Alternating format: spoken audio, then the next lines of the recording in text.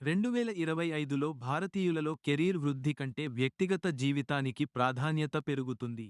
78% మంది కుటుంబం, బంధాలపై దృష్టి సారిస్తారు.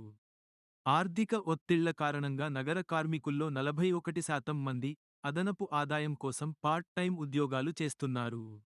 మంచి ఉద్యోగ మార్కెట్ ఉన్నప్పటికీ, ఉద్యోగులు స్థిరత్వం, వర్క్ లైఫ్ బ్యాలెన్స్కు ఆకాంక్షిస్తున్నారు.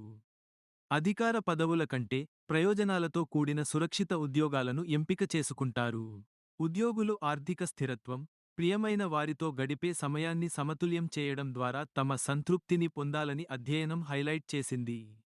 పని, వ్యక్తిగత జీవితం రెండింటినీ సపోర్ట్ చేసే వర్క్ ప్లేస్ల ప్రాముఖ్యతను అధ్యయనం నొక్కి చెప్పింది. దీనివల్ల మానసిక ఆరోగ్యం, ఉద్యోగి విజయం లభిస్తాయి. నైపుణ్యాలలో పెట్టుబడులను భారతదేశంలోని అభివృద్ధి చెందుతున్న ఉద్యోగ మార్కెట్ ప్రోత్సహిస్తోంది.